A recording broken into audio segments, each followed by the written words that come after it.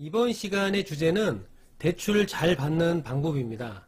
제가 담보대출 쪽에 일을 시작한 지 올해로 14년째인데요. 그동안 수많은 분들과 대출 상담을 하고 서류를 받고 접수하고 때로는 대출 심사를 하기도 했었습니다. 이런 제 모든 경험을 바탕으로 해서 여러분들께 대출 잘 받는 방법에 대해서 알려드리고 주의할 점도 꼼꼼하게 알려드리겠습니다.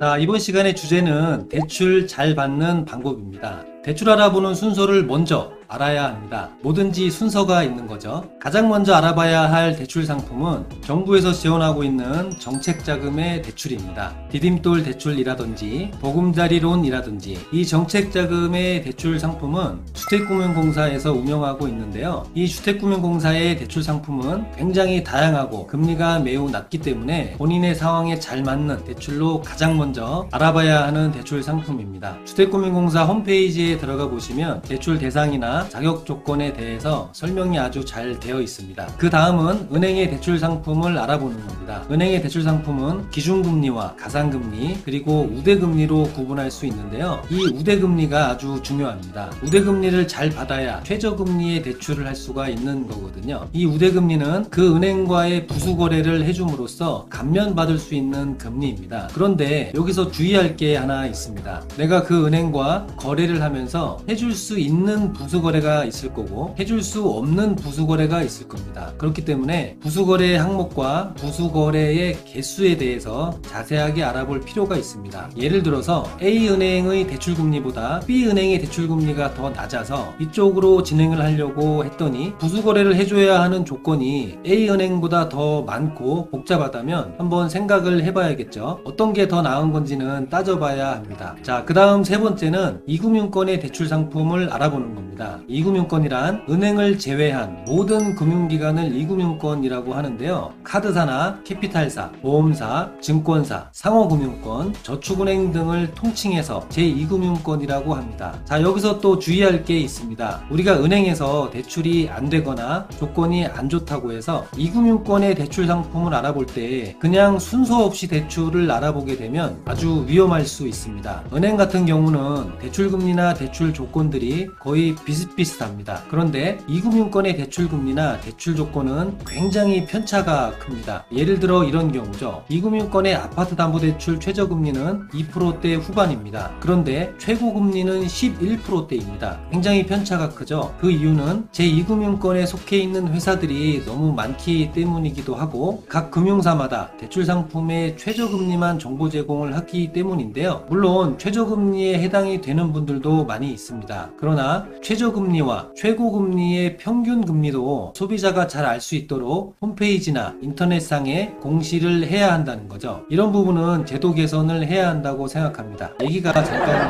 다른 쪽으로 좀 센 것 같은데요. 제가 얘기하고자 하는 부분은 이금융권의 회사들이 많기 때문에 이금융권의 대출을 알아볼 때도 순서가 있다라는 겁니다. 자, 제일 먼저 보험회사의 대출을 알아보는 겁니다. 보험회사의 담보대출 금리와 조건은 은행과 거의 비슷하거나 조금 높은 편입니다. 은행과는 달리 부수거래가 없는 점을 감안한다면 가성비 면에서는 은행보다 더 나을 수도 있습니다. 은행과 보험사의 대출 조건을 잘 비교해서 선택하시면 될 것 같고요. 그 다음은 상호금융권의 대출 상품인데요. 단위농협이나 새마을금고, 신협 등을 말합니다. 대출 금리 면에서는 보험사보다 조금 높은 편에 속합니다. 지역 단위의 조합으로 운영되기 때문에 그 금융사가 속해 있는 지역의 대출을 아주 잘합니다. 무슨 얘기냐면요. 내가 토지를 하나 갖고 있는데 은행에 가서 대출 상담을 해봤더니 대출이 안 나오거나 대출 한도가 마음에 안 드는 거죠. 이런 경우는 그 토지가 위치해 있는 지역에 가까운 농협이나 새마을금고 등에 가서 상담을 해보면 대출 한도를 더 잘해주는 경우가 있습니다. 그 이유는 은행보다 어떤 경쟁력을 가지려면 은행에서 잘 안 해주는 감정가나 대출 한도 등에서 유리해야 하거든요. 뭐 상가담보대출이나 기타 부동산 담보대출 대출 같은 경우도 마찬가지입니다. 이 지역농협이나 새마을금고 등을 이용하면 좋은 성과를 얻을 수 있을 겁니다. 자, 그 다음은 저축은행, 캐피탈, 카드사, 증권사 등이 있는데요. 여기서는 순서를 구분하기가 좀 애매할 정도로 거의 비슷비슷한 대출 조건을 제공합니다. 단 여기서도 주의할 게 있는데요. 바로 중도상환 수수료입니다. 저축은행 대출보다 캐피탈에서 제공하는 대출 금리가 더 저렴해서 이쪽을 이용하려고 하는데 중도상환 수수료가 생각보다 굉장히 높은 거죠. 이렇게 되면 대출 금리가 조금 낮다고 하더라도 중도상환 수수료를 계산하면 오히려 더 안 좋은 조건이 됩니다. 사람 일은 어떻게 될지 모르지 않습니까? 뭐 떡하니 복권에 당첨이 되어서 큰 돈이 생긴다면 중도상환을 할 수도 있지 않습니까? 농담입니다.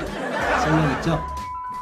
자, 이렇게 대출의 순서를 알아봤으니까요. 이제 본격적으로 대출을 알아봐야 되겠죠. 저 같은 경우는 오래전부터 대출 일을 하고 있었기 때문에 제가 어떤 대출이 필요할 때 이렇게 딱 좁혀서 대출을 알아볼 수가 있습니다. 그런데 일반 소비자분들은 어떤 대출을 해야 하는 건지, 어떤 대출이 나에게 맞는 대출인지 잘 모르시죠. 이런 경우는 전문가에게 상담을 의뢰하고 본인에게 맞는 좋은 대출로 추천을 받는 게 좋다고 생각합니다. 어느 분야이든지 각각의 전문가들이 있지 않습니까? 대출 비용 좀 아끼려고 혼자 고민해가면서 알아보지 마시고 전문가에게 속 편하게 딱 맡기는 게 좋다고 생각합니다. 대출 같은 경우는 부동산 상담이나 기업 컨설팅 같은 자문료나 상담료가 들어가는 업종이 아니기 때문에 대출이 필요하면 그냥 부담 없이 상담 요청을 하시면 됩니다. 뭐 꼭 저한테 상담을 받으시라는 건 아니고요. 알고 계셔서 대출할 때는 수수료나 상담료 같은 게 없고